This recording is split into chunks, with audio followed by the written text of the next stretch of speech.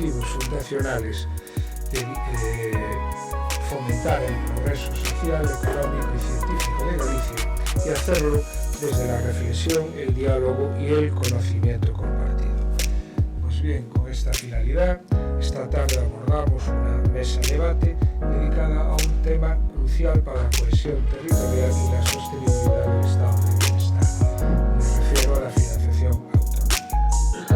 El modelo vigente de financiación autonómica fue aprobado en 2009, nació con la idea de una revisión periódica, pero han pasado más de 15 años y sigue sin reformarse, a pesar de que existe un consenso generalizado sobre las limitaciones que el modelo tiene. Además, las comunidades autónomas, que son las que afectan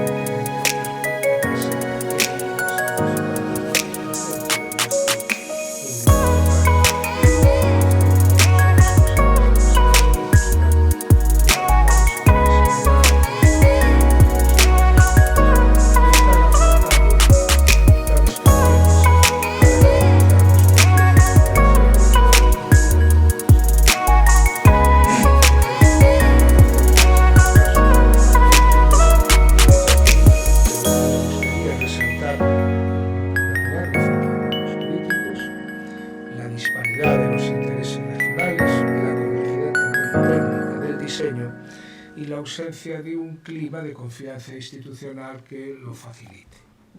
Pues bien, para abordar este debate contamos con dos destacadísimos economistas de amplio reconocimiento académico y público.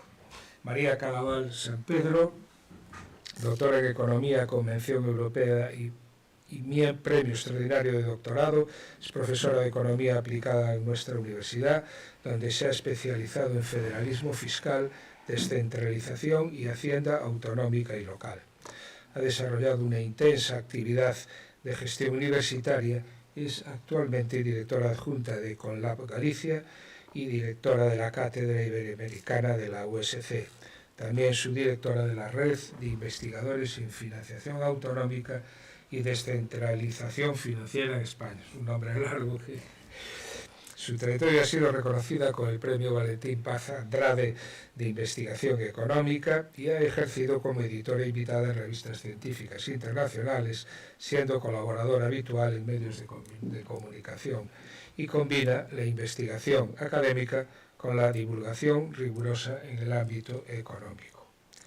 Santiago Lago Peña, catedrático de Economía Aplicada desde el año 2011 o del año 2011 en la Universidad de Vigo y desde el año 2024 en nuestra universidad, es uno de los referentes nacionales en materia de financiación autonómica.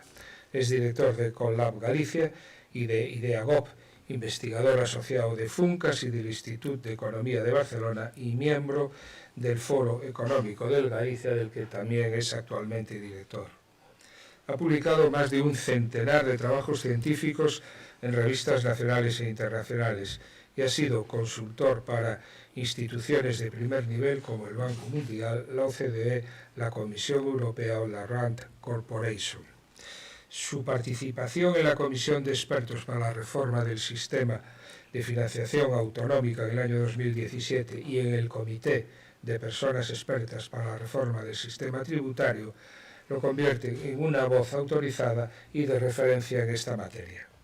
Es académico también de número electo a la Real Academia de Ciencias Económicas y Financieras de España, es consejero del ICO, asesor de proyectos estratégicos de Galicia y reconocido divulgador y prensa y radio. Ha recibido, entre otros, el Premio de Investigación José María Vilaseca y Marcet, el Premio Alexandre Pedrós y la Medalla de Investigación de la Real Academia Gallega de Ciencias.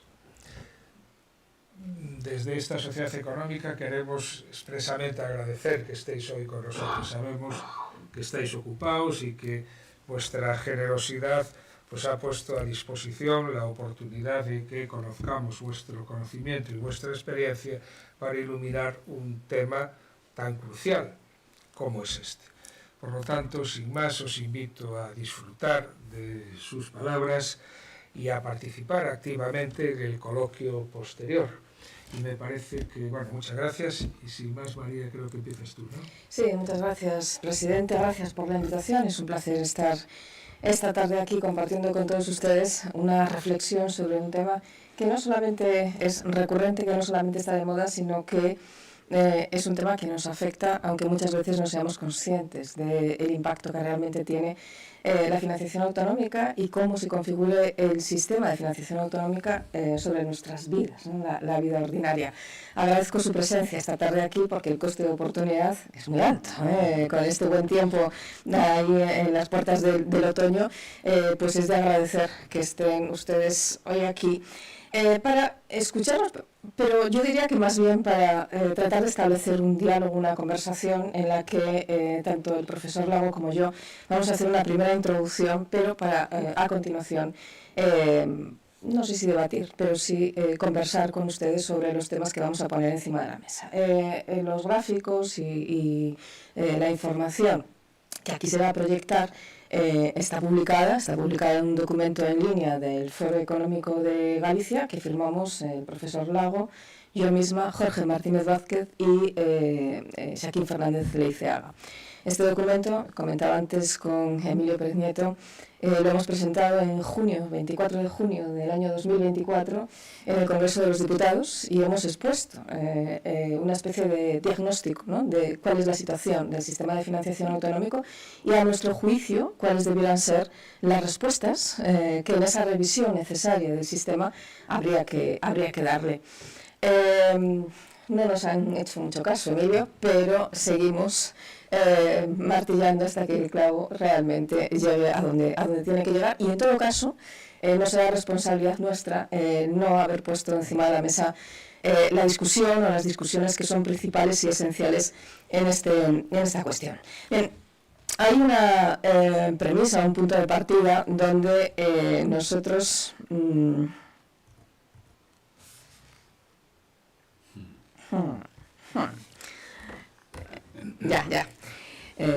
va lento, pero va. Digo, donde nosotros queremos poner el foco, ¿no? Porque aunque históricamente el periodo de tiempo que ha pasado desde el año 77 hasta la actualidad es muy corto, vitalmente es muy largo. Y el año 77, bueno, a algunos nos queda tan lejos que casi no habíamos empezado a respirar. Pero la situación de España en cuanto a nivel de descentralización queda recogida en este gráfico en la línea amarilla. No es la más visible, pero seguro que se puede apreciar en esa pantalla. Si se fijan ustedes, en el año 77 partíamos desde prácticamente cero, no era cero porque había un cierto nivel de descentralización a la administración local, pero las comunidades autónomas no existían. Por lo tanto, es evidente que no podíamos tener un nivel intermedio de gobierno porque no estaba así reconocido. Se reconoce por primera vez en la Constitución española del año 78 y es ahí cuando esa línea tiene un recorrido prácticamente vertical hasta llegar a los años 90, donde se está produciendo el proceso de descentralización y, por lo tanto, de dotación de competencias a las comunidades autónomas. Y a partir de ahí, la línea sigue creciendo, pero ya de una manera mucho más estable, hasta situarse en ese nivel que ustedes ven prácticamente a la cabeza de los países descentralizados del mundo. Podríamos decir entonces que España es uno de los países más descentralizados del mundo y fue hacia las comunidades autónomas hacia donde fue ese nivel de descentralización. Bien, y la pregunta es, bueno, ¿y qué ha pasado con todo? ¿Cómo nos hemos organizado? ¿Por qué en el año 2009 se aprueba un sistema de financiación que permanece vigente y que, como decía Francisco, le hubiera tocado revisarse en el año 2014 o al menos en el año 2017, cuando el Comité de Expertos aprueba, ¿no?, su libro para la reforma del sistema de financiación autonómico, pero todavía en el año 2025 seguimos a la espera de esa reforma? Lo que tenemos es una situación que no solo viene marcada por el nivel de descentralización, que es evidente, es indiscutible, sino también por un comportamiento en la evolución, por ejemplo, de la deuda pública de las comunidades autónomas. Si ustedes se fijan, en ese gráfico también las comunidades autónomas empiezan a ser protagonistas en el mapa internacional como, en este caso, las segundas con mayor nivel de deuda pública sobre el Producto Interior Bruto. Y si se fijan ustedes, aquí el punto de inflexión no está en los años 90, sino que está precisamente a partir de la crisis financiera y de la entrada en vigor del nuevo sistema de financiación, ¿no? Entonces, en el año 2007, la curva de deuda autonómica sobre PIB se dispara y asistimos de manera continuada en el tiempo, pues con esa situación. Bien, ¿a qué se debe esta situación? O más bien, empecemos por el principio. Hemos estado hablando del sistema de financiación autonómica y la pregunta es, bueno, ¿y para qué sirve? ¿Qué es esto del sistema de financiación autonómica? Bueno, pues no es más, es una cosa muy sencilla a la hora de definir, al menos la finalidad que tiene, que es aproximar las capacidades de ingreso a las necesidades de gasto, partiendo de una situación. Bien, ¿cuál es la situación de partida que nosotros tenemos? En España,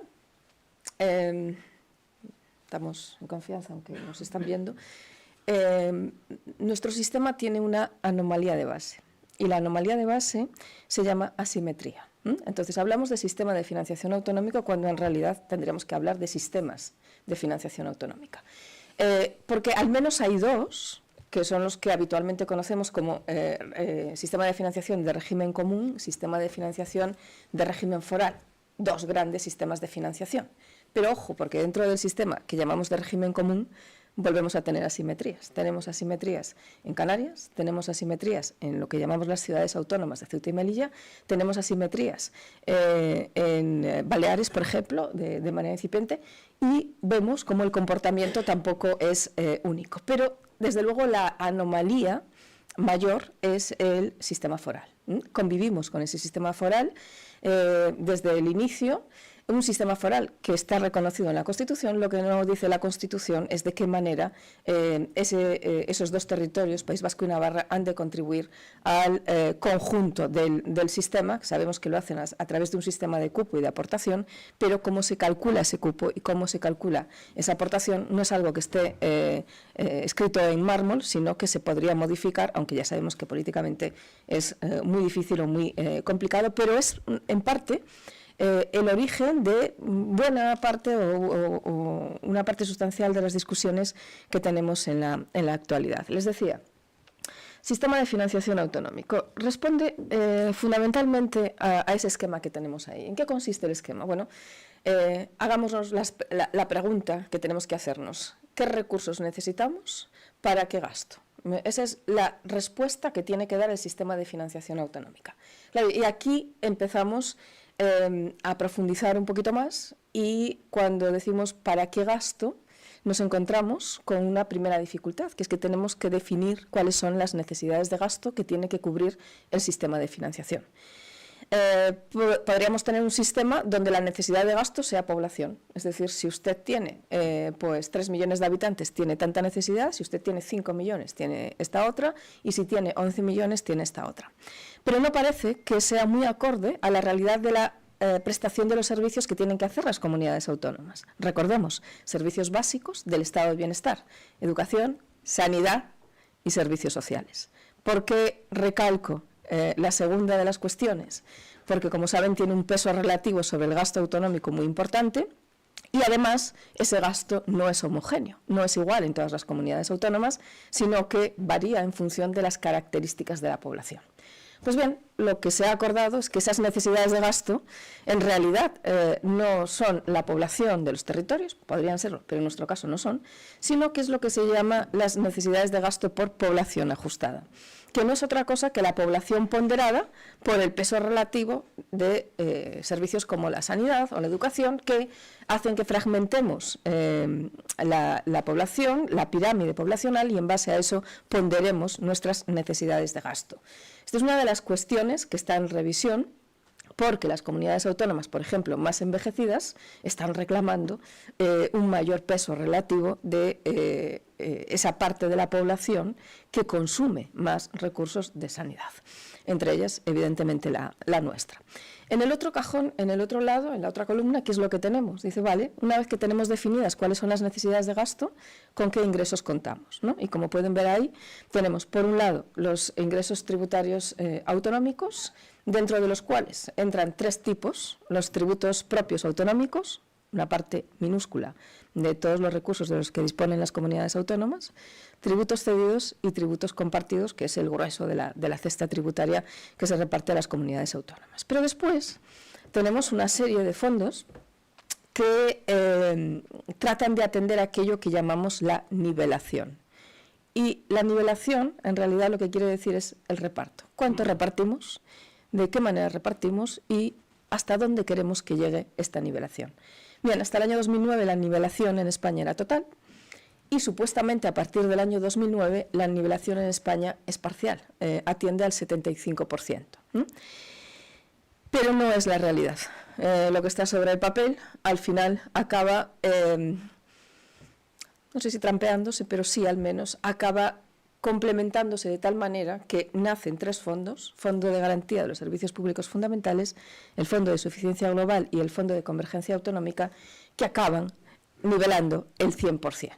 Entonces, aunque teóricamente nivelamos el 75%, realmente hay una distorsión y la nivelación llega al 100%, si bien es cierto que a través de un sistema muy opaco, muy difícil de entender para la población en general, y también muy difícil para que las responsabilidades políticas puedan aflorar, ¿no? De tal manera que tenemos muchas preguntas encima de la mesa, tenemos algunos problemas que se han detectado y buena parte de ellos están resumidos en estos 5 puntos que tenemos aquí. Por un lado, lo que se ha apreciado desde el año 2009 hasta la actualidad, lo hemos visto en la evolución de la curva de la deuda de las comunidades autónomas, es que existe una insuficiencia de recursos. Y además no es una percepción, vamos a ver que es una realidad en 2 hechos fundamentales que se producen, uno en el año 2012 y el otro en el año 2020 o a partir del año 2020. En segundo lugar, lo que se observa es que a veces se aprecia una cierta arbitrariedad en las disparidades de la financiación por habitante ajustado. Es decir, esa financiación por habitante ajustado no siempre responde a esas necesidades que tratan de cubrir. Y esto es una de las cuestiones que habrá que tratar en un futuro. La autonomía tributaria y la capacidad fiscal de las comunidades autónomas está en una fase de mejora, sin duda. Y después tenemos el problema de la nivelación interterritorial, por un lado, y el tema del andamiaje institucional, por el otro. Voy a pasar de una manera muy breve por cada uno de estos problemas que se han detectado, haciéndonos las preguntas que corresponden, ¿no? La primera de ellas es, bueno, ¿tenemos o no tenemos recursos suficientes? Les decía, hay 2 hechos marcados en el calendario que nos permiten afirmar que los recursos son insuficientes. Primer hecho, en el año 2012 se aprueba un mecanismo que se llama Mecanismo Extraordinario de Financiación de las Comunidades Autónomas. Ustedes conocerán como el famoso FLA, el Fondo de Liquidez Autonómica, el Fondo de Facilidad Financiera, que se articula como respuesta a la situación de asfixia que estaban viviendo las comunidades autónomas, recuerden, en uno de los peores momentos de la crisis económica, ¿no?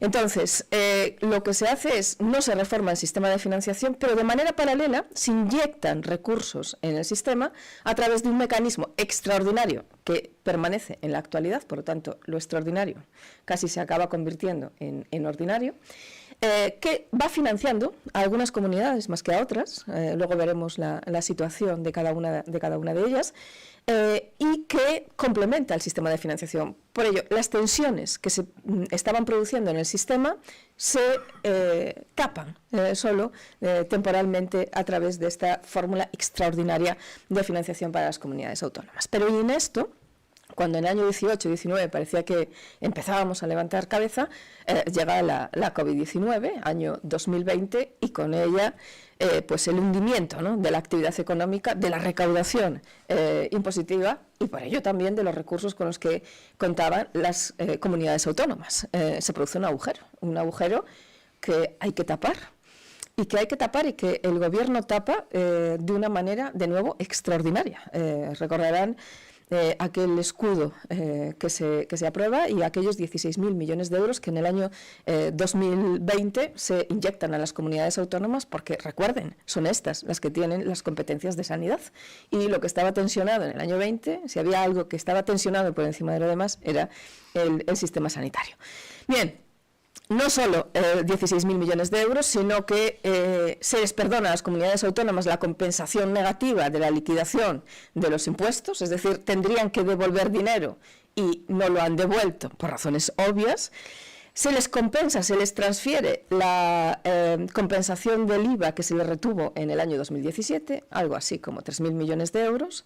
Se aprueba a continuación, en el año 21-22, una línea de nuevo extraordinaria y un fondo extraordinario COVID, 13.500 millones de un lado y 6.900 millones del otro, unidos a los fondos Next Generation. Por lo tanto, lo que están viviendo en este momento las comunidades autónomas es un espejismo que viene alimentado, por un lado, por los fondos extraordinarios de financiación, que todavía están ahí, y que no sabemos muy bien qué hacer con ellos, o sí sabemos, pero es complicado. Y por otro lado, todas estas inyecciones extraordinarias que, bueno, pues va a llegar un momento donde se acaben, se agoten y empecemos a notar que realmente es urgente echar mano de la reforma del sistema de financiación autonómico. En cuanto a la autonomía tributaria, las comunidades autónomas utilizan su autonomía, tienen margen de maniobra para poder mejorar esa autonomía, sin duda. Hay margen de maniobra cuantitativa, pero sobre todo hay margen de maniobra cualitativa. Y ese margen de maniobra cualitativo está en que, por ejemplo, hay que hacer una reforma del impuesto sobre la renta de las personas físicas, de tal manera que los contribuyentes identifiquen perfectamente quién les está cobrando los impuestos o a dónde van a parar los recursos que la agencia tributaria estatal les cobra en concepto de impuesto sobre la renta de las personas físicas, porque la mayor parte de la gente no sabe que el 50% al menos de esos recursos acaban en manos de los dirigentes autonómicos, ¿no? Entonces se identifica al gobierno central, pero la comunidad autónoma recibe el 50%, digo al menos, porque tienen cierto margen de maniobra y algunas un poco más. Entonces tenemos margen de maniobra en hacer a las comunidades autónomas responsables de los tributos que realmente están gestionando, del fruto de los tributos que realmente están gestionando. En el caso de los impuestos directos, muy fácil de arreglar, más complicado en el caso de los impuestos indirectos. En el caso de IVA y de los impuestos especiales, lo que recibimos en realidad es una transferencia, ¿no? Es una participación territorializada de la recaudación de IVA y de impuestos especiales. Totalmente opaco para los contribuyentes y sin ningún margen de maniobra a día de hoy por parte de las comunidades autónomas. Aquí hay un margen de maniobra, pero complejo. Sería un IVA colegiado donde las comunidades autónomas tuviesen algo que decir si finalmente el Consejo de Política Fiscal y Financiera sirviese para la utilidad a la que fue diseñada, que es que las comunidades autónomas tengan realmente voz y voto en la gestión de su sistema de financiación, todo ello sin obviar las figuras emergentes, ¿no?, desde el punto de vista tributario, como son todas aquellas inherentes a la reforma fiscal verde o a la necesaria reforma de los tributos sobre la riqueza. España en este momento debe ser uno de los pocos países en el mundo que tiene 3 tributos sobre la riqueza pululando. Hay que hacer algo con ello. Hay que racionalizar el sistema y si decidimos que tenemos que tener un tributo sobre la riqueza, que sea uno y que sea claro y que esté perfectamente definido, además de hacer una recaudación normativa acorde a la realidad y no anclada en el tiempo como la que tenemos nosotros en este momento. Tercera decisión, importante. ¿Nivelamos o no nivelamos? Porque, claro, en España damos por hecho que el sistema tiene que ser equitativo, decimos los economistas, tiene que ser justo, y en esa justicia contemplamos la justicia redistributiva. Cuando hablamos de redistribución estamos tocando un punto muy delicado, que no es otro que redistribuir significa quitar a unos para dar a otros, de tal manera que todos tengamos un nivel homogéneo de servicios básicos del sistema de bienestar. Podemos pensar que esto es así, que es un derecho innato que tenemos, pero en realidad no es así. Es una convención social a la que nosotros hemos llegado. Hay países federales, por ejemplo los Estados Unidos, donde la nivelación apenas se contempla o no se contempla, ¿no? Allí se practica aquello que decimos de que cada palo aguante su vela. Estados Unidos tiene estados muy ricos, por ejemplo Alaska, tiene unos recursos muy importantes procedentes del petróleo y exime a sus ciudadanos de tributar a través del impuesto sobre la renta de las personas físicas. Lo puede hacer. Tiene recursos suficientes para prestar los servicios que quiere o que la sociedad demanda sin necesidad de cobrar IRPF. Hay otros estados que no podrían atender las necesidades de la gente si no cobrasen el impuesto sobre la renta. Pero no existe ese trasvase de fondos de un estado a otro para tratar de nivelar. En España, hasta ahora sí. En España, la pregunta que no nos hacíamos hasta el año 2009 es, bueno, acordamos que tiene que haber nivelación, pero ¿y esa nivelación cómo va a ser? ¿Total o parcial? Es decir, ¿vamos a nivelar todos los servicios, todas las prestaciones de las comunidades autónomas o solamente algunas? Entonces, como les decía, en el año 2009 se llega al acuerdo de que solo algunas, alcanzando el 75%, en la práctica seguimos nivelándolo todo. A futuro tenemos que responder a esta pregunta. ¿Vamos a nivelar total o parcialmente? Desde Galicia, ¿qué decimos? Totalmente. Evidentemente. ¿Quiénes no están de acuerdo con la nivelación total? Los territorios más ricos, que son los que tienen que repartir. Pero lo que tenemos que decidir en España como sociedad es a qué modelo queremos ir. Y eso hay que contestarlo al mismo tiempo que tenemos que contestar si ajustamos o no ajustamos la población a las nuevas necesidades y a la nueva pirámide poblacional que tenemos en este momento. Vamos con los gráficos que tenemos encima de la mesa y de los que hemos estado hablando, a los cuales me he estado refiriendo. Por un lado, les decía, tenemos una financiación por habitante ajustado que muchas veces no se corresponde con las necesidades reales de la comunidad y hay unas diferencias que no responden a ninguna causa objetiva. Son fruto, bueno, de acuerdos históricos, de mantener muchas veces el statu quo y de arrastrar, ¿no?, situaciones que se mantienen y que perduran en el tiempo, porque las comunidades autónomas lo que sí tienen claro cuando se sientan en una mesa de negociación es, vale, negociamos, pero a partir de aquí.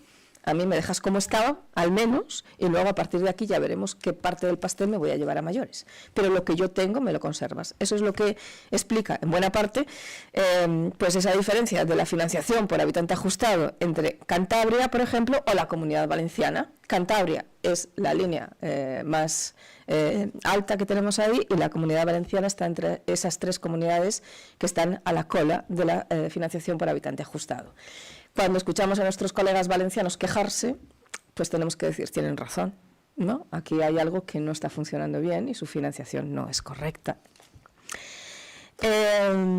Igual que si nos fijamos o tratamos de dar respuesta a esa pregunta de ¿nivelamos o no nivelamos? Entonces ponemos ahí en la línea clarita lo que sería la capacidad fiscal que tienen cada una de las comunidades autónomas, la que señala las flechas esas verticales sería Galicia, para que lo identifiquen bien, y ustedes mismos pueden comprobar cómo nuestra capacidad fiscal, nuestra capacidad tributaria es inferior a la financiación que realmente estamos recibiendo por habitante ajustado. Es decir, una parte de nuestra financiación procede precisamente de ese reparto. La eliminación de la nivelación nos dejaría en un nivel de financiación por debajo del que tenemos actualmente, o casi me atrevería a decir muy por debajo del que tenemos actualmente. No ocurre lo mismo en otras comunidades autónomas, como ustedes pueden ver ahí, donde la Comunidad de Madrid, la Comunidad de Cataluña o de Baleares tienen justamente la situación contraria. Ellas son las que aportan para que ese reparto se pueda producir. Voy acabando ya.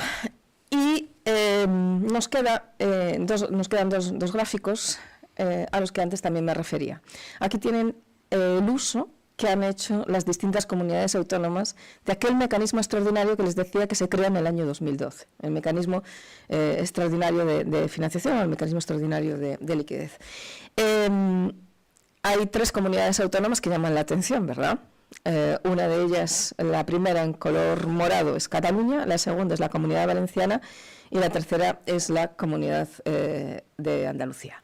148.000, casi 150.000 millones Cataluña, 111.000 la Comunidad Valenciana, 59.000 Andalucía, Galicia 9.562. Aquí está el quid de la cuestión cuando hablamos de la condonación de la deuda. La discusión es esta, es decir, ¿qué parte perdonamos? ¿A quién se la perdonamos? ¿Y de qué manera se la perdonamos si es que hay que hacerlo? Porque a lo mejor no hay que hacerlo, o a lo mejor sí, o a lo mejor una parte está justificada y otra parte no. Y cómo lo hagamos, pues va a depender del éxito o del fracaso de la solución a este problema, porque ha acabado siendo un problema. No solamente la desconexión, el desenganche de estos mecanismos extraordinarios, sino sobre todo, ¿qué hacemos con esa deuda acumulada? Recordemos que es deuda que las comunidades autónomas han contraído con el Gobierno central. ¿De acuerdo? Entonces, cuando hablamos de condonar, en realidad estamos hablando de mutualizar esa deuda, de hacer un cambio en el balance, de tal manera que acabemos mutualizando esa deuda. En términos relativos al PIB, de nuevo son estas comunidades autónomas, ¿no?, las que muestran que su nivel de deuda pública sobre el PIB es también mayor. Tenemos ahí en cabeza a la Comunidad Valenciana, nada menos que el 40% de deuda sobre PIB tiene en este momento la Comunidad Valenciana. Sin embargo, la situación de Galicia es bien diferente, ¿no?, está en el 16%. Bien, acabo ya este recorrido, dejando todas las preguntas abiertas que ahora Santiago va a tratar de, no sé si de responder, pero sí al menos de poner encima de la mesa la situación en la que estamos en cada una de ellas, pero no sin antes referirnos a otra de las cuestiones que, sin ser estrictamente sistema de financiación autonómica, sí impacta o sí afecta a un tema como es el equilibrio territorial, ¿no? Estoy hablando del Fondo de Compensación Interterritorial. El Fondo de Compensación Interterritorial tuvo una importancia muy relevante en la primera etapa de la descentralización por razones obvias. Había comunidades autónomas que partían de situaciones muy diferentes y había que dotarse de los recursos necesarios para poder proveer educación y sanidad que no tenían las comunidades autónomas. Por lo tanto, tuvo ahí un papel importante. La segunda fase fue menos relevante, pero también importante en términos de redistribución o de equidad interterritorial. Y como ven, a partir del año precisamente 2009, cae en picado la dotación del Fondo de Compensación Interterritorial. Pasa de 2.400 millones en el año 2007-2008 a esa línea recta a partir del año 2014, aproximadamente los 400 millones de euros. Pues bien, tenemos que discutir el sistema de financiación sin olvidarnos de este Fondo de Compensación Interterritorial, que fue muy útil en el pasado y tiene que seguir siendo útil para el equilibrio territorial en el futuro. Muy bien, pues qué bien lo has hecho, María. Sí, muchas gracias. Ha sido clara, ha sido ordenada, ha sido sistemática y me lo ha puesto muy fácil a mí porque puedo ser desordenado, poco sistemático. Intentaré que, claro,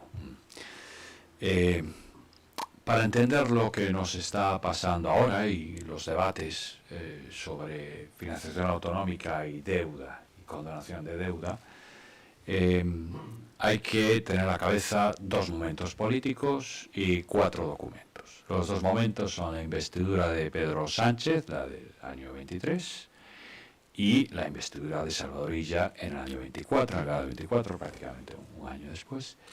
Y los 4 documentos son el acuerdo, los 2 acuerdos que se firmaron para lograr la investidura de Pedro Sánchez con Junts y con ERC, y el documento que se presentó para la financiación singular de Cataluña en julio del año, ya me pierdo, fue en julio del 24, y la propuesta de condonación de deuda que fue en febrero de este año, febrero del 25. O sea, con estos 4 documentos, claro, hablamos de Cataluña. En estos momentos, todo lo que está pasando en España sobre financiación o sobre deuda autonómica depende de Cataluña y depende de los pactos que se van estableciendo entre fuerzas independentistas, algunas más independentistas que otras, pero todas independentistas, y el Partido Socialista de Cataluña, en el caso de Salvador Illa. ¿Cómo valoro esto y cómo nos ha condicionado y dónde estamos? A ver, yo creo que hay una diferencia muy grande entre los dos primeros documentos y los dos segundos. Los dos primeros documentos, en el caso del acuerdo entre Junts y el PSOE para lograr la investidura de Pedro Sánchez, a mí me parece que el Partido Socialista, el gobierno, lo hace muy bien, porque es un documento en el que dice los independentistas piden el cupo y el sistema foral para Cataluña y el Partido Socialista dice que ellos no lo ven. Que los dos pues se combinan a hablar en el futuro. Pues estupendo. No hay ningún tipo de acuerdo, ni compromiso, ni nada. Es un documento vacío desde el punto de vista estratégico. Un gran documento, consigo tus votos y no me comprometo a nada. En el caso de RC concreta mucho más, habla de la condonación de la deuda. Pero yo creo que ahí el gobierno, el Partido Socialista, el gobierno central, tiene la habilidad de introducir en el acuerdo dos ideas muy importantes. La primera es que esa condonación se puede extender al resto de comunidades autónomas y segunda, que incluso, aunque haya comunidades autónomas que no han pedido ese FLAC, que no han pedido esos mecanismos, como la de Madrid, Galicia pidió un poquito, al principio no pedía. Cuando se le dijo al presidente Feijóo que a lo mejor había condonación, pues cambió la estrategia y bueno, vamos a empezar a pedir. No vaya a ser, ¿no? No vaya a ser. Hizo bien, ¿no?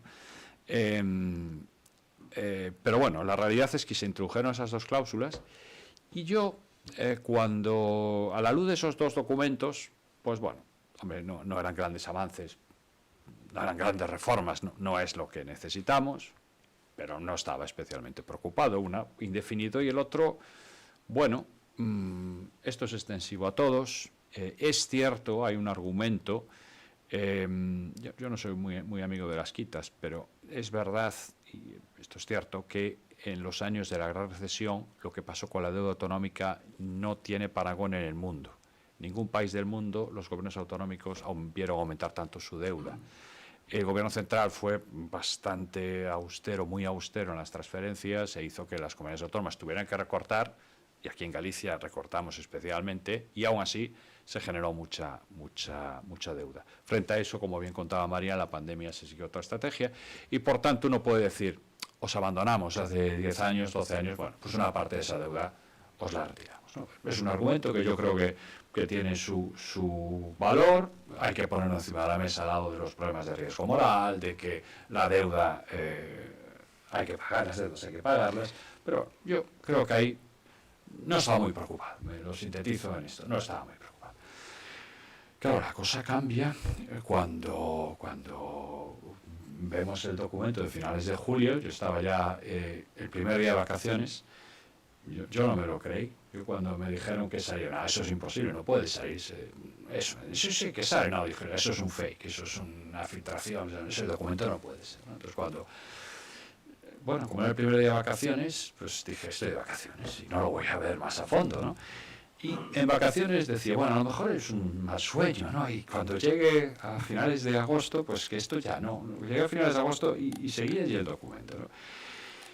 Claro, el documento es un documento de extensión del sistema foral a Cataluña, con matices, habla de la nivelación, son matices, no es exactamente igual que el sistema del País Vasco de Navarra, pero en esencia es eso. No son idénticos, pero en esencia es eso. Y claro, eso es una revolución, eso es una ruptura, ¿no? Y una revolución, una ruptura que no van por el buen camino. El sistema foral es un problema. El sistema foral no existe en el mundo adelante. En ningún país del mundo, ningún país federal, ni Estados Unidos, ni Suiza, ni Canadá, ni Australia, el gobierno central, el gobierno federal, renuncia a ejercer poder tributario en una parte del territorio.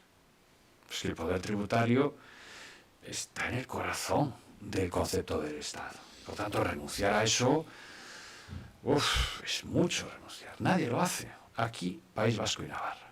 Un modelo que viene de la Edad Media, un modelo que viene de cuando no teníamos estados modernos, que todos los impuestos era otra cosa, que le encargabas al señor feudal que recaudase y luego tú te quedabas con una parte. O sea, bueno, aquí en Galicia sabemos, los diezmos, todo, sí, eso, el sistema foral es como los diezmos, con cosas que existieron, que las conocemos, que en Galicia fueron muy importantes, pero que son impropias de un Estado moderno, con los sistemas fiscales, con los sistemas de bienestar.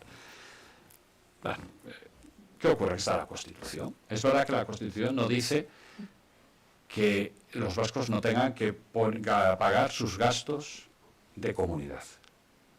Vivimos en un edificio, cada uno se queda con lo suyo, pero hay gastos de comunidad. Vascos y navarros no pagan los gastos de la comunidad.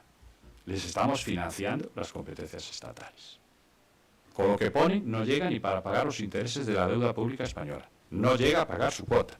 Con el dinero que ponen, no llega para pagar la luz y las revisiones del ascensor. No digamos ya nada de la limpieza, de nada. Ya no es que no nos den dinero al resto de los pisos. No, es que no pagan su comunidad. Cuando tienes la llave de la caja y cuando tienes votos en el Congreso de los Diputados, hay coyunturas en las que eso se puede poner encima de la mesa, renegociar el importe del cupo, restar cada vez más, hasta que el cupo es ridículamente pequeño y no llegas a pagar los gastos de tu comunidad. Y esto es así, y lo sabemos, y los catalanes lo saben. Por eso quieren un sistema foral con llave de la caja. Porque cuando tienes la llave de la caja, en la negociación, tienes de ganar. Sobre todo, si tienes un sistema político con una cierta fragmentación, sin mayorías absolutas claras, en la que esos votos de los partidos nacionalistas pues son determinantes. Esto, extender a Cataluña, pues obviamente todavía es peor porque son más grandes. Y por tanto una distorsión que existe. Cuidado, no solo, el sistema foral no solo es un problema cuestión de dinero que pone, sino que distorsiona. Los flujos informativos de las agencias tributarias no funcionan bien. Aquello es un agujero vacío, un agujero negro para algunas cuestiones. Aquello no funciona. Nosotros sabemos que descentralizar la gestión tributaria de impuestos como sociedades, como IRPF, eso no funciona. Puedes descentralizar el IBI no tiene ningún problema. Lo gestionan los ayuntamientos, no pasa nada. Pero el IRPF, sociedades, es un problema. Entonces, es generalizar eso, algo que no ha hecho nadie en el mundo. Nadie en el mundo. Nosotros nos hemos descentralizado, como veíamos antes, tanto como los que más. Pero nadie en el mundo ha optado por un sistema foral. Y nosotros, bueno, quizás en su momento, y yo soy un gran defensor de la Constitución y de la altura y de la perspectiva de los redactores, de los padres de la Constitución, sin duda, yo creo que en su momento nadie se imaginó que las comunidades autónomas iban a ser tan importantes y por tanto hacer esa concesión, pues que iba a ser tan relevante. Yo creo que se pensó en su momento que las comunidades autónomas serían pues como diputaciones, pero nadie se imaginaba que sanidad, educación, la risga, el ingreso mínimo vital, que todo eso va a acabar en manos autonómicas. Entonces, bueno, digamos que fue un error de percepción, aceptaste cosas que, bueno, de hecho los catalanes en un momento dado se lo pusieron encima de la mesa a Jordi Pujol y dijo que no, porque no se imaginó que esto, bueno, la realidad es esta. Por tanto, ese es un problema. Y la financiación singular, tal como aparece en ese documento de agosto del 24, es un problema para todos. Cierto que lo que han sacado posteriormente, el acuerdo que han sacado posteriormente, es un paso para atrás. Yo veo ese documento y digo, este es más vago que el anterior. Es decir, el documento que hay en estos momentos es más vago que el acuerdo de agosto del 24. A mí, si me dicen, Santiago, diseña un sistema respetando la letra, no el espíritu, eso no lo respeto, pero la letra del acuerdo. Yo me comprometo a hacer una cosa chula, algo bien y que nos convenza a todos menos a Cataluña. Se puede hacer, han dado un paso para atrás, porque claro, es que eso es el sistema foral. La literalidad del acuerdo es el sistema foral. Entonces, ha ido para atrás y ahora no sabemos muy bien, porque claro, si vas mucho para atrás, el resto de los territorios dice, bueno, venga, pues esto puede valer. Pero claro, dicen los de RC, pero ¿cómo? Eso no puede ser. Entonces presento mi proposición de ley en el Congreso porque este texto no me vale, ¿no? Entonces, es un camino complicado. Lo que yo anticipo es que eso no va a salir, no se va a aprobar, no va a contar con los suficientes apoyos en el Congreso de los Diputados. Pero aún en ese escenario, lo que va a generar es otra vez expectativas frustradas. España no puede aceptar como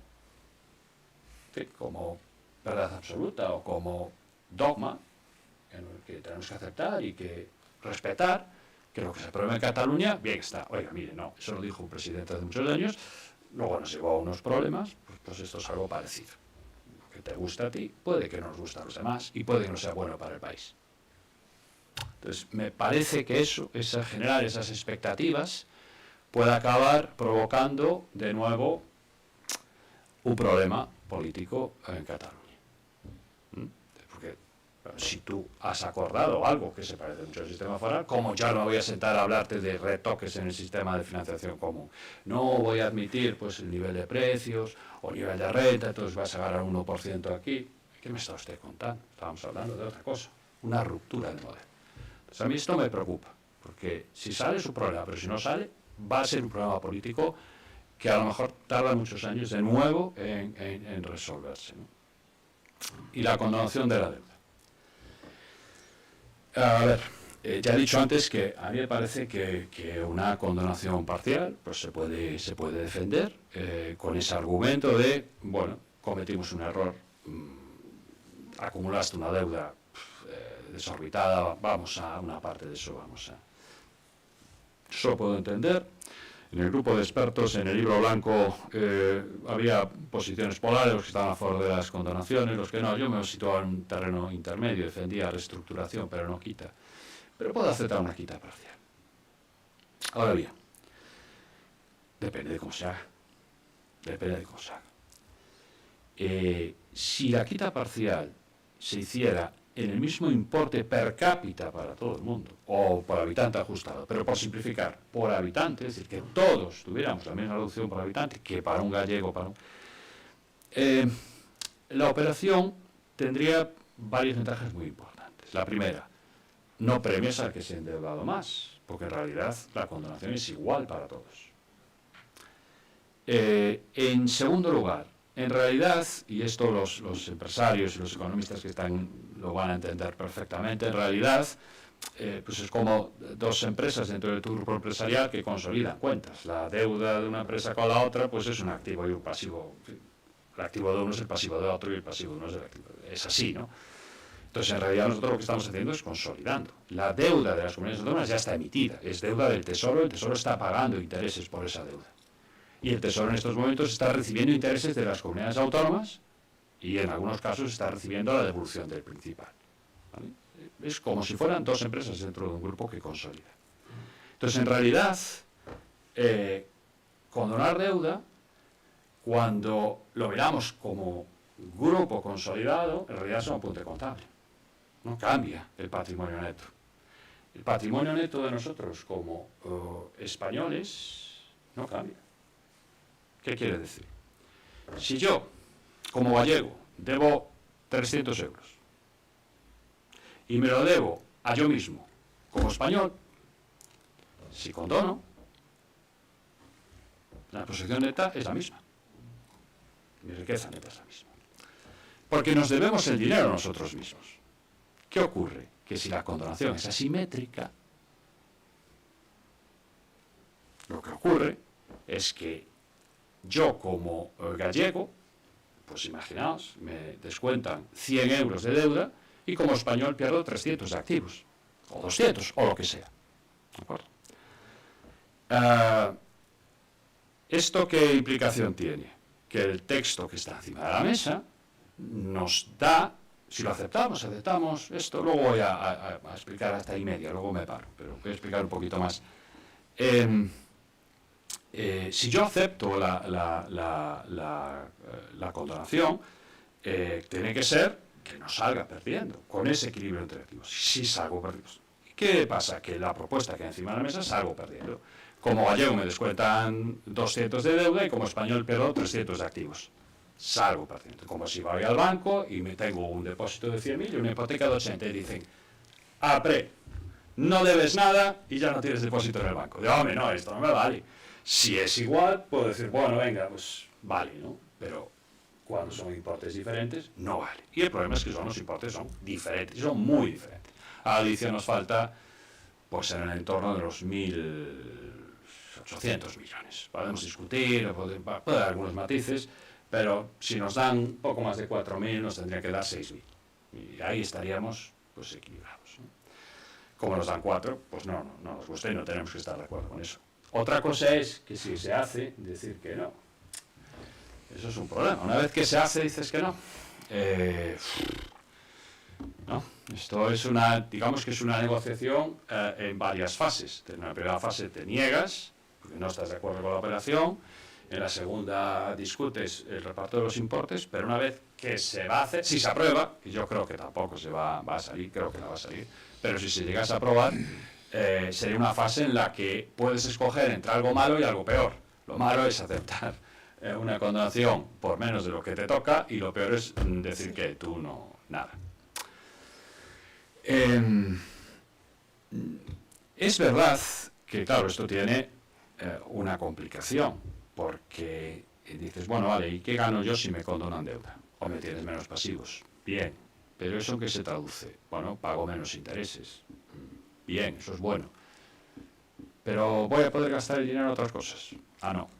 No lo vas a poder gastar en otras cosas. Y no lo vas a poder gastar en otras cosas porque en estos momentos la coyuntura fiscal es bastante buena, los ingresos de las comunidades autónomas están creciendo bastante y tenemos una regla de gasto que te dice que no puedes gastar más que el 2,6. El aumento del gasto no puede ser más que el 2,6, salvo que apruebes subidas impositivas.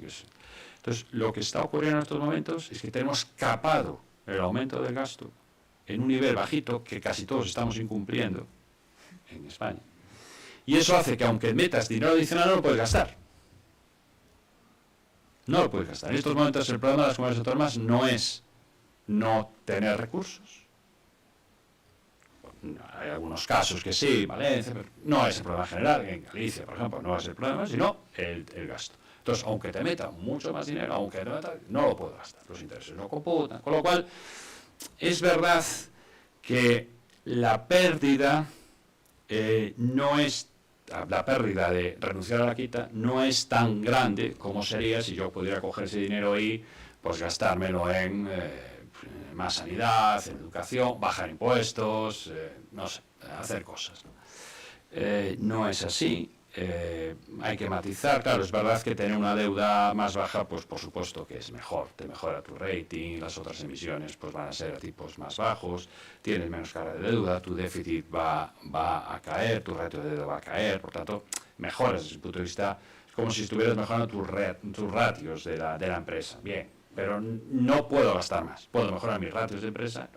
Para algunas comunidades autónomas esa mejora de los ratios es fundamental, porque nadie les quiere prestar, salvo que mejores el ratio, que pases del B- a un B+, ¿vale? Pues eso, ya estamos en B o en A, pues ya nos da igual porque ya nos prestan el dinero, ¿no? Entonces, nos meten en un lío, porque el reparto es injusto, pero si al final se aprobase, decir que no, pues es un lío, es renunciar a algo a lo que tienes derecho, porque estás perdiendo los activos como español. Tú como español estás perdiendo el activo. Y no solo pierdes el activo, es que piensen que la Administración Central deja de ingresar los intereses de esa deuda. Y esos intereses de deuda están nutriendo de ingresos a la Administración Central del Estado. Entonces, pierdes los ingresos de esos activos. Es el activo y el ingreso recurrente. Por tanto, renunciar se hace difícil, aunque estos matices son ciertos. Ahora la regla de gasto nos ata más. Y en definitiva, que somos un país que lo ha hecho muy bien durante varias décadas. Yo creo que, y creo que habéis sido más protagonistas los que estáis aquí que Mario o que yo, que éramos pues niños, ¿no? Nos somos de los 70, ¿no? Sois vosotros los que estuvisteis en sitios y yo creo que se hizo un trabajo fantástico en este país para modernizarlo, para mejorar, para descentralizar, muchas cosas. Yo soy muy, muy positivo, muy optimista y con indicadores, ¿no? Esto da para otra conferencia. Pero es verdad que llevamos, pues desde la gran recesión, 15 años, ya 20 casi, paralizados. No reformamos nada, no cambiamos nada, llegan problemas nuevos, llevan dificultades nuevas y no las resolvemos. Y no resolvemos el fondo. los problemas de la Dana de Valencia, los problemas de los incendios, en parte tienen que ver con los problemas de gobernanza dentro de un Estado tan descentralizado, no hay estructuras de cogobernanza, de copartición, ¿no? O sea, hay muchos problemas, mires donde mires, en el sistema fiscal, pues hay agujeros, hay cosas que no tienen sentido. Lo que estamos haciendo pues para que el SMI no tribute, pues técnicamente es una chapuza y genera otros problemas y tipos marginales disparados en determinados tramos. Lo que hemos hecho en la imposición patrimonial no tiene mucho sentido. Entonces, que acumulamos muchos problemas, no resolvemos nada y estamos siempre en esos regates a corto, que al mismo tiempo en algunos casos plantean grandes rupturas que yo creo que no tienen el consenso que precisan en estos momentos, ¿no? Entonces,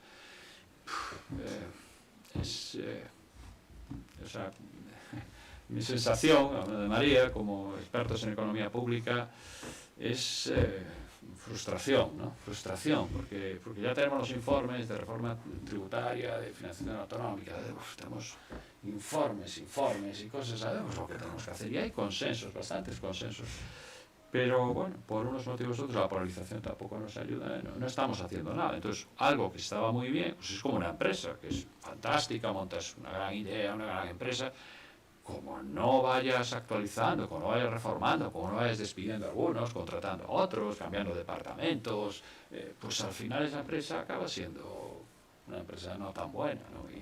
Y es un poco la pena que da. Es cierto que la coyuntura nos da buenos datos, estamos creciendo mucho, se han mejorado cosas, pues lo que está pasando con las exportaciones es maravilloso, con el equilibrio en el sector exterior, lo que está pasando incluso pues con el tamaño empresarial, están aumentando el tamaño de las empresas, hay muchas cosas que están pasando y que son buenas, ¿no?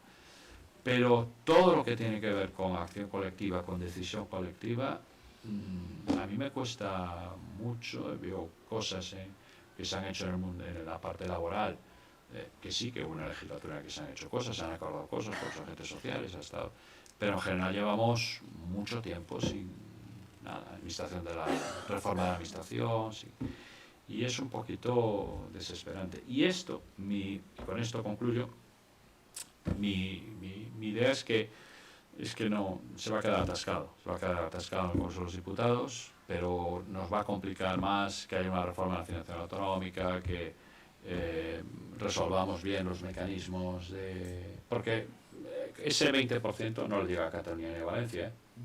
No le llega. Ellos van a necesitar una reestructuración adicional para poder acceder a los mercados. Deben demasiado dinero para que eso les llegue. Por tanto, ni siquiera va a resolver ese problema de algunas comunidades autónomas. Y yo me siento, no sé, acabar un poquito más optimista y positivo, pero da rabia, ¿no? Da rabia que, sabiendo por dónde tenemos que movernos, por unos motivos u otros, polarización, fragmentación electoral, pues que estemos atrapados en la parálisis. Eso es lo que yo acabo concluyendo. Gracias.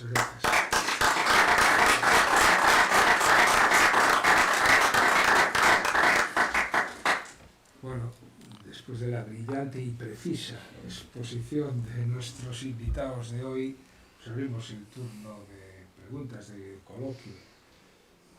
A mí me gustó mucho déjame dar así ya que estoy aquí, me gustó mucho la definición del anacronismo fiscal que hicisteis. A mí me parece que alguno de nuestros presidentes que figuran en nuestra galería de retratos de presidentes, cuando en el 19 defendía los ideales que citaba yo aquí, alguna locura como el voto universal de la mujer y cosas de estas de locos, pues hoy se rasgaría las vestiduras si conociera que en el siglo XXI, con todo lo que tenemos, mantuviéramos un régimen foral.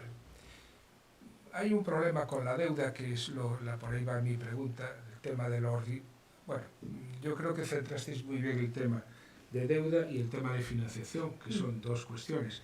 Hay una deuda generada por la infrafinanciación, pero también hay una deuda generada por el despilfarro o el gasto que no correspondía a la comunidad autónoma.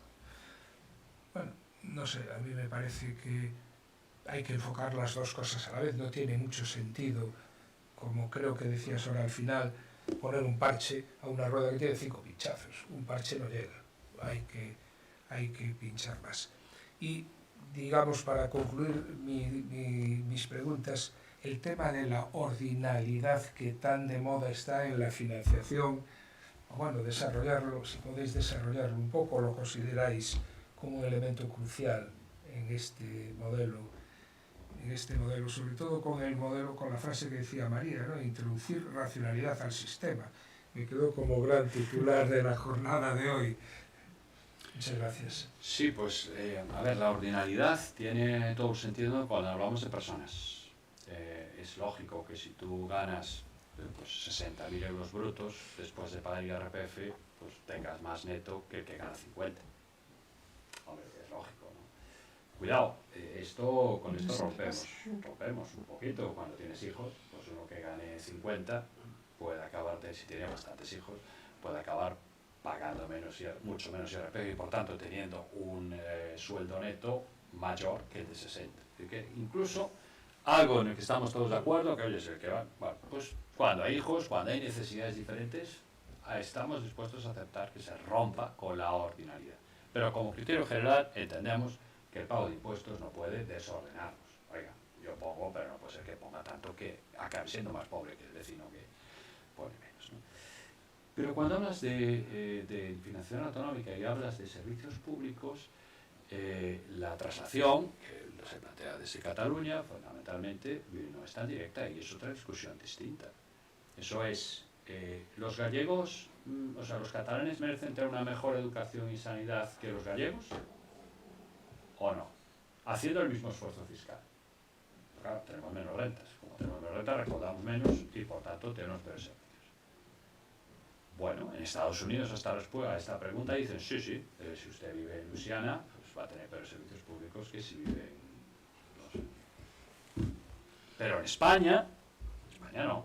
Nuestra Constitución dice otra cosa, ¿no? Y los españoles aceptamos la descentralización si la descentralización no iba en contra de la igualdad. Por eso hubo un soporte, un apoyo amplio de los ciudadanos españoles, porque la descentralización no generaba desigualdad. Te cedía competencias, pero te daba el dinero para prestar bien la competencia. Y hoy, un hospital gallego no es peor que un hospital de Madrid. Y una universidad gallega no es peor que una universidad de Madrid. Yo diría lo contrario. Bueno, y esto tiene que ver con la inversión. ¿Se puede plantear de otra manera? Se puede plantear, pero es otro país. No es ni nuestra Constitución, ni lo que hemos acordado, y no es algo que pueda una parte decidirlo. Lo tenemos que decir todos.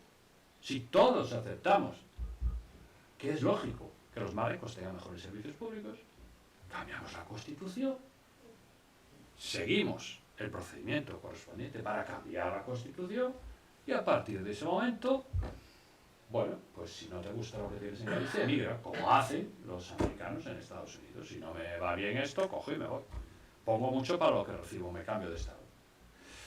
Es otro modelo, es otra opción, pero lo que no puede ser es que una parte del país decida un criterio que es del país, que es de todos. Y yo en esto acepto y admito, y oye, eso sí, me parece fantástico que uno defienda la ordinalidad, me parece eso.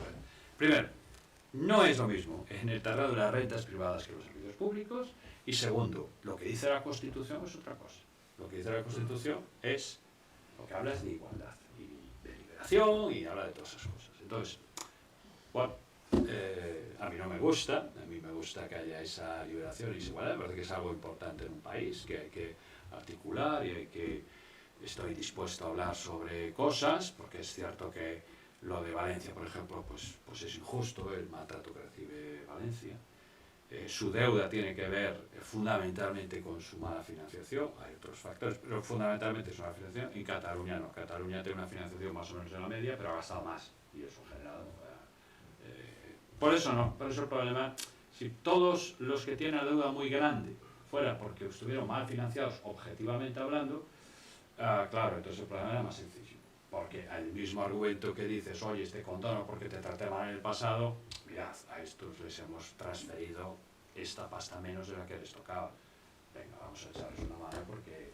Pero claro, el argumento que te vale para Valencia no te vale para Cataluña, por lo cual, joder, no pasa. Perdón, Fernando. Muy brevemente un par de comentarios. Bueno, de lo que hablaba Santiago, que por una parte hablaba de la empresa y la comparaba con el sector público. Indudablemente en la empresa se toman decisiones en su momento, en el momento necesario.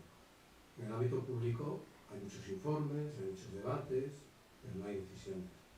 Y segundo, algo que nos estuvo contando María, que yo cuando estaba escuchando, sobre todo con toda esta evolución que ha tenido la situación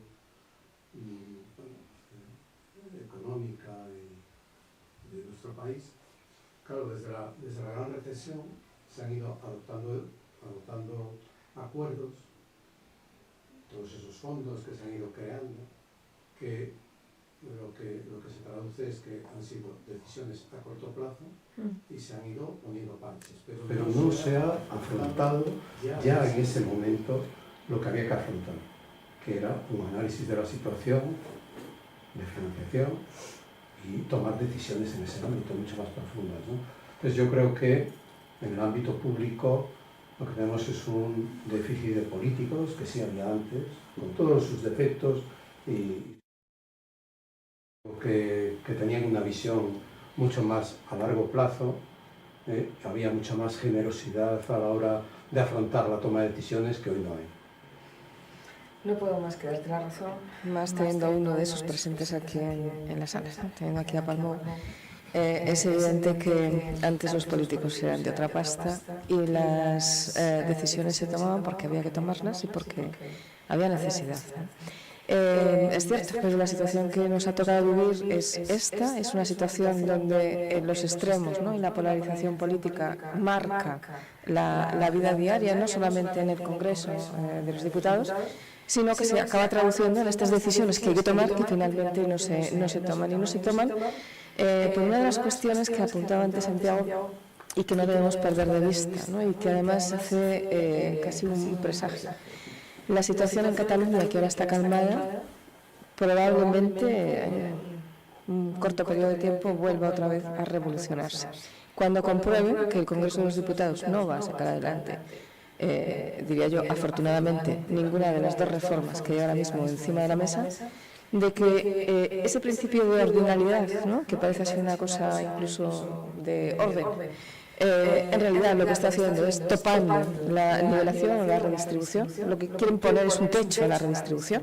La traducción fácil es esta. Cuando vean que no pueden conseguir sus objetivos, cuando vean que por la derecha hay un partido que está adelantando a Junts, cuando vean que Esquerra a lo mejor se diluye, ¿no?, en ese mare magnum de situaciones y posiciones políticas, la situación en Cataluña va a volver a recrudecerse.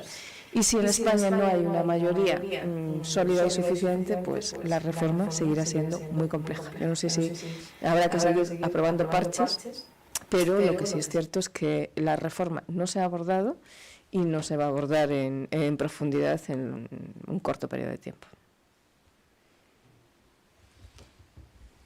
Pregunta, ¿hemos hecho en España bien el mapa de las autonomías?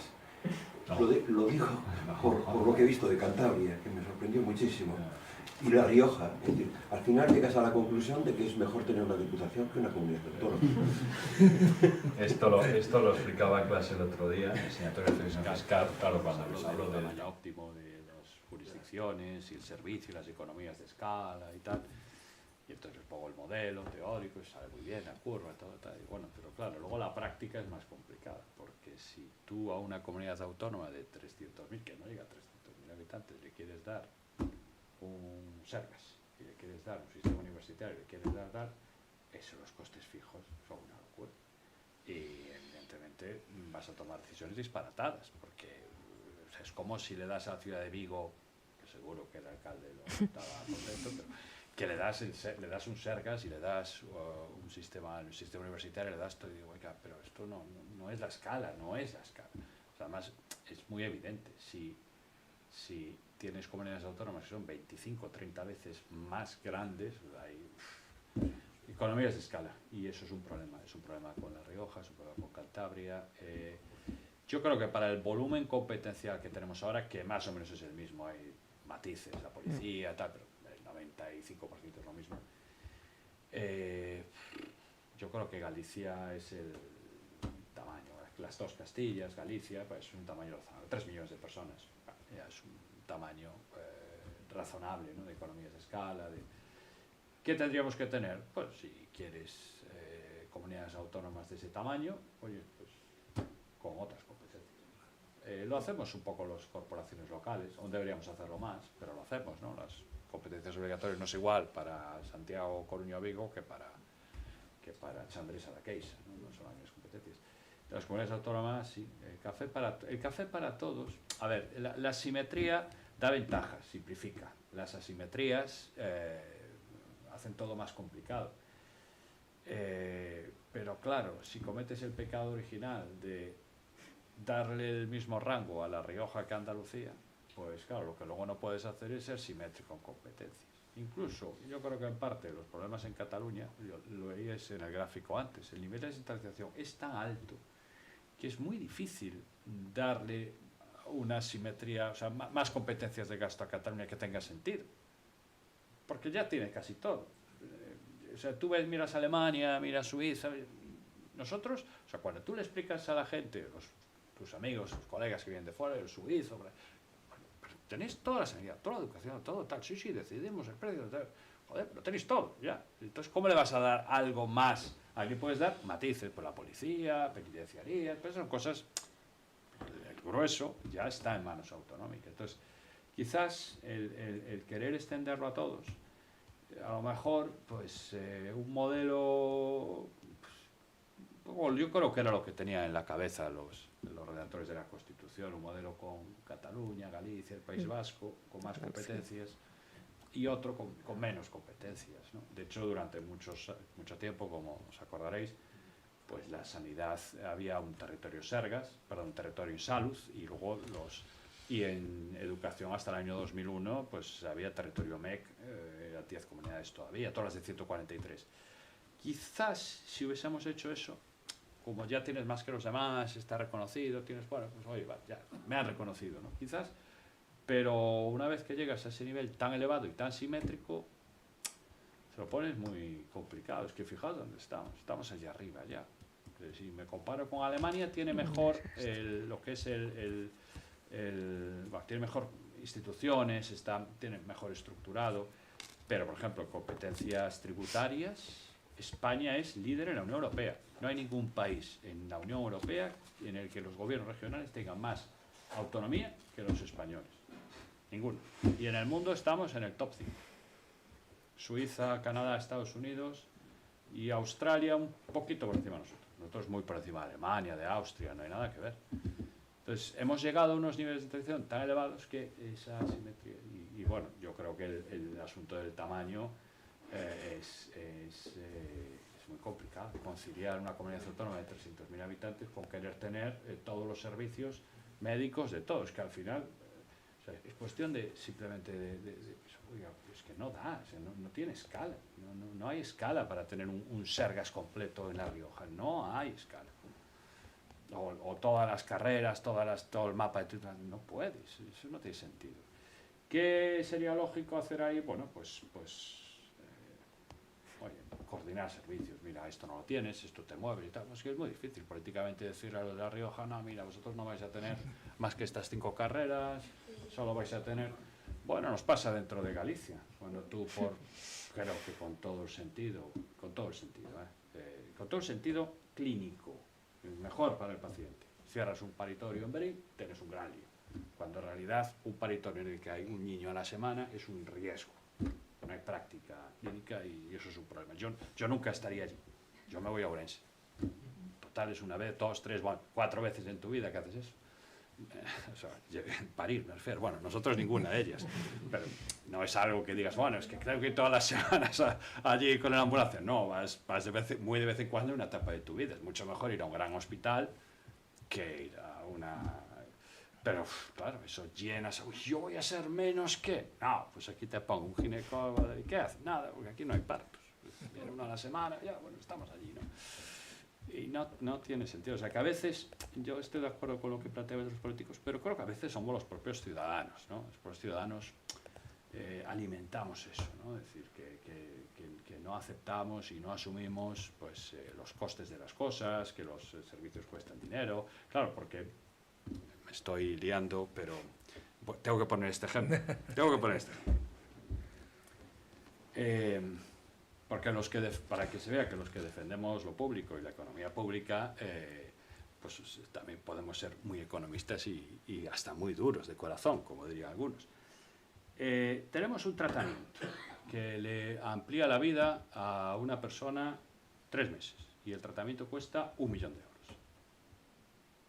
Si le preguntas a la familia, por supuesto, pónganse 3 meses en la familia de tal, póngase lo que haga falta, para eso está el dinero, a eso.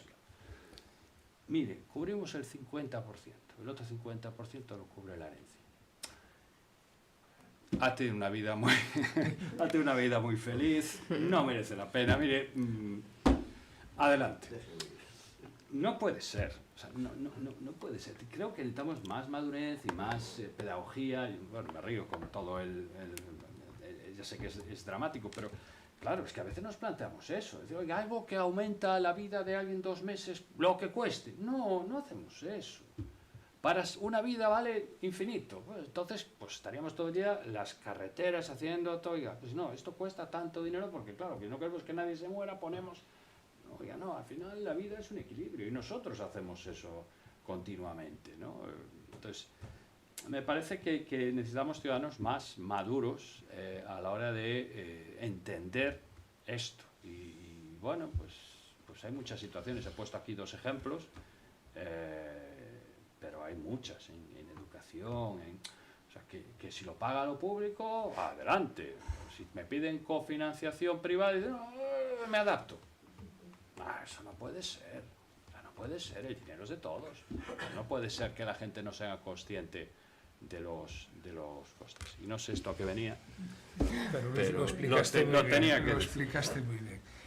Me vais a permitir que os robe un minuto más la respuesta de ellos.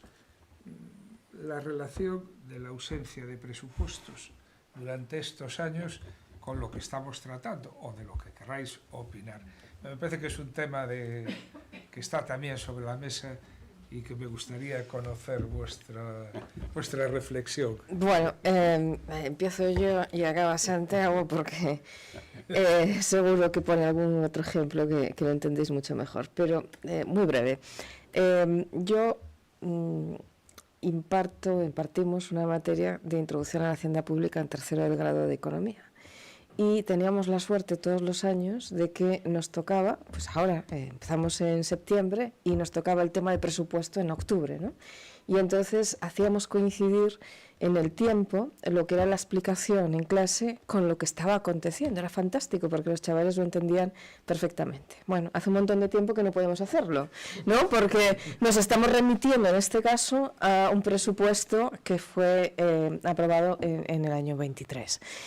Y lo remitimos a diciendo, esto sigue siendo válido porque eso es así. Evidentemente es otra anomalía de esas que hemos señalado, porque si hay una descripción, una definición de lo que son los presupuestos, es la principal herramienta de política económica que tiene un gobierno en sus manos, lo cual quiere decir que si tú la prorrogas en el tiempo, estás prescindiendo de tu principal herramienta de política económica y además estás incumpliendo la Constitución, porque hay un mandato constitucional que tienes que cumplir de al menos presentar. Ya después veremos si los puedes sacar o no sacar adelante, ¿no? Entonces es una anomalía que tiene interferencias en la política económica y en la economía en su conjunto, que en este momento estamos notando menos porque estamos dopados, y estamos dopados por los fondos europeos que se acaban. El año que viene finaliza ese plazo de prórroga extraordinaria que hemos tenido, de la que hemos disfrutado durante todo este tiempo, y seguramente empezará a notarse todavía más la rémora, porque supongo que tampoco este año vamos a tener presupuestos generales del Estado para el año 2026 y vamos a arrastrar esa rémora a lo largo del tiempo. Bueno, por complementar, me pidió la COE a través del Instituto de Estudios Económicos en el 24 que hiciera un artículo y bueno, pues escribí un artículo en el que en esencia lo que decía era, bueno, España no es Estados Unidos. En Estados Unidos no hay presupuesto y la administración se cierra, los funcionarios se van a casa. Aquí no, aquí hay unos mecanismos que permiten la inercia, los salarios, las pensiones, todo eso sigue pagando, la administración sigue funcionando, se sigue operando a la gente, no hay. Por tanto, el presupuesto paraliza mucho menos que en otros sitios, ¿no? Y la administración sigue funcionando. Pero además hay mecanismos a través de reales decretos, que permiten aprobar aumentos de gasto, que permiten, de forma que el gasto en los 2 años que no ha habido presupuesto ha crecido al 6 y pico, o sea, no por encima del techo de la regla de gasto, ¿no? O sea, que no ha habido. Es verdad que los ingresos están tan disparados que el déficit se está recortando, pero el gasto ha aumentado mucho. Luego, cuando vas a los indicadores de incertidumbre política, la prima de riesgo, lo que piensa la gente, pues no ves nada. Yo esto lo achaco a la pandemia. Yo creo que con la pandemia ha subido nuestro umbral de dolor y de soportar incertidumbre enormemente, y entonces eres capaz de tomar decisiones en contextos que antes te paralizarían completamente. Es decir, hoy un empresario o un consumidor no tiene nada que ver con un empresario o un consumidor en el año 2007. Que pasaba cualquier cosa, ¡ay, no gasto! ¡Ay, no invierto ahora! Bueno, pues, ¿qué le vas a hacer? No voy a quedarme quieto, tiro para adelante. Entonces esto hace que, a pesar de no solo los presupuestos, pero se hacen todos los elementos de riesgo geopolítico, de incertidumbre, bueno, pues, y ves que las empresas siguen invirtiendo, que la gente sigue comprando coches, bien, ¿no? Récord. Ahí está, el otro día lo decían los Biopersa, que estaban vendiendo bien. En otro escenario, en otro momento, esto no estaría pasando. Por tanto, han cambiado los años. Y este año me volvieron a pedir que hiciera el artículo. Y les dije, Gregorio, pero si ya he dicho lo que pensaba, bueno, pues volví a escribir lo mismo. Entonces, a pesar de que nos cuesta, como bien decía María, nos cuesta mucho a los profesores de Hacienda, que siempre insistimos que el presupuesto es el alma de la política económica, que es un documento central, que sin eso, bueno, en la práctica vemos que es el gasto beta, que los servicios siguen funcionando, que no hay una gran sensación de incertidumbre, que la prima de riesgo está en mínimos en estos momentos, ¿no? Y por tanto, pues que parece que no tiene un gran efecto. Cuando lo miras, cuando lo piensas más, claro, el gran problema que tenemos es que para poder ir haciendo cositas, hace falta un trabajo en el Congreso de los Diputados extraordinario, unos acuerdos. Tienes que dedicar muchísimo esfuerzo a cosas que son relativamente pequeñas. A veces salen, a veces no, hay cosas que no salen, estamos viendo estos días. Parece que cada mes que pasa, cada trimestre que pasa, cuesta más que salgan cosas nuevas, ¿no? Pero digamos que el no tener presupuestos lo que está generando es otro factor más de parálisis, porque tienes que dedicar muchos recursos, muchas concesiones, muchas negociaciones, muchas horas de hablar y discutir con gente para aprobar cosas pequeñitas. Cosas pequeñas de gasto corriente, porque el gasto en inversión sí que está paralizado, ¿no? Sí, entonces ahí hay un efecto directo de la no aprobación de los presupuestos. Salvo el de fondos europeos. Bueno, pues yo quiero agradeceros no solo la presencia, agradeceros la presencia y felicitaros por la brillantísima exposición que nos habéis hecho, nos habéis ilustrado de maravilla, de maravilla. El titular de introducir racionalidad en el sistema me parece además un buen titular si la prensa lo recogiera mañana. Y antes de cerrar el acto, me vais a permitir que os recuerde las actividades inmediatas. El 8 de octubre tenemos una conferencia sobre el ciclo de nuestro patrimonio artístico. Nosotros a lo largo de los años, pues por acumulación, como ves, tenemos un montón de cosas. Hasta hace poco teníamos 40 y tantos cuadros apilados en el suelo, en la sala de al lado. Ahora vamos a ver si los colgamos en algún sitio. Bueno, pues tenemos un ciclo dedicado a esto, tiene la virtualidad de poner en valor y dar a conocer todo ese patrimonio, y a su vez nos permite documentar el museo virtual que incipientemente estamos creando. Bueno, pues el 8 de octubre, Mónica Rey Cabezudo, que toma como base El cuadro que tenemos aquí detrás dará una conferencia titulada María Cristina y Alfonso XIII, la madre regente y un niño llamado a ser rey. Es este cuadro, no sé si lo veis, pero José Manuel lo conoce bien. Y también en octubre, el día 23, tenemos la siguiente mesa debate de este ciclo con un tema que siempre está presente en nuestra ciudad y que nosotros todos los años le dedicamos al menos un debate. El presidente de la Fundación Catedral, Daniel Lorenzo, abordará el reto de la restauración y conservación del patrimonio. Estáis todos invitados. Y bueno, queremos que os llevéis un recuerdo de vuestro paso por aquí, ya que habéis sido tan generosos. Un placer. Muchas gracias.